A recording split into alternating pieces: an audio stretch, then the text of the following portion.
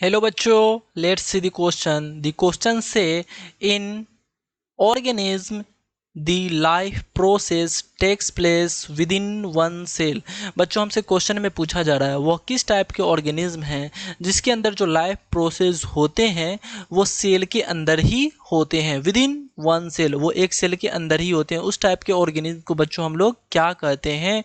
चलिए इस क्वेश्चन का आंसर हम लोग थ्रू दी की कॉन्सेप्ट समझेंगे. तो इस क्वेश्चन के की कॉन्सेप्ट क्या है बच्चों? की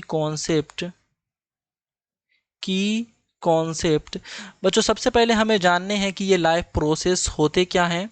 अगर इस लाइफ प्रोसेस की बात करें, लाइफ प्रोसेस, ये लाइफ प्रोसेस होते क्या बच्चों? एक लाइफ प्रोसेस के अंदर जो कि ऑल लिविंग ऑर्गेनिज्म के लिए क्या है, एसेंशियल है. अगर इसमें हम नोट करना चाहें तो क्या नोट कर सकते हैं बच्चों? नोट कर सकते हैं it is essential for, it is essential, it is essential for all living organism, all living organism. जैसे इसके अंदर कुछ एक्टिविटीज़ आते हैं तो इसके अंदर जो एक्टिविटीज़ है उसको हम लोग थोड़ा नोट डाउन कर लेते हैं.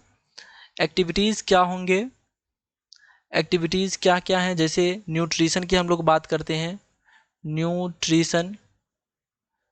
नेक्स्ट बात करें हम लोग लोकोमोशन की बात करते हैं, लोकोमोशन की बात करें.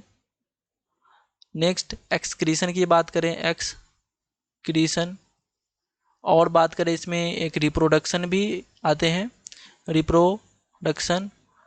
और सर्कुलेशन भी इसके अंदर इंक्लूड है, सर्कुलेशन. और बहुत सारे फैक्टर होते हैं तो ETC लिख सकते हैं यहाँ पे. ये कुछ लाइफ प्रोसेस होते हैं. अब हमसे क्वेश्चन में पूछा जा रहा है कि विद इन वन सेल वो कौन से ऑर्गेनिज्म है जिसके एक सेल के अंदर जो सारे फंक्शन होते हैं. इस टाइप के बच्चों ऑर्गेनिज्म को हम लोग कहते हैं यूनिसेल्युलर ऑर्गेनिज्म. क्या हम क्या लिख सकते हैं इस टाइप के ऑर्गेनिज्म को? हम लोग यूनिसेल्युलर, यूनिसेल्युलर ऑर्गेनिज्म. अब थोड़े से हम लोग समझते हैं कि यूनिसेल्युलर ऑर्गेनिज्म क्या होते हैं. यूनिसेल्युलर ऑर्गेनिज्म क्या होते हैं?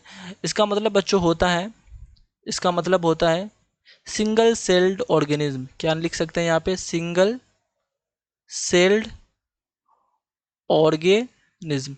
सिंगल सेल्ड ऑर्गेनिज्म को ही हम लोग क्या कहते हैं बच्चों? यूनिसेल्युलर ऑर्गेनिज्म कहते हैं. अगर इसमें हम लोग कुछ एग्जाम्पल नोट करना चाहें तो क्या लिख सकते हैं? इसके एग्जाम्पल, यूनिसेल्युलर के एग्जाम्पल क्या हो सकते हैं? आपके हो जाएंगे अमीबा, अमीबा.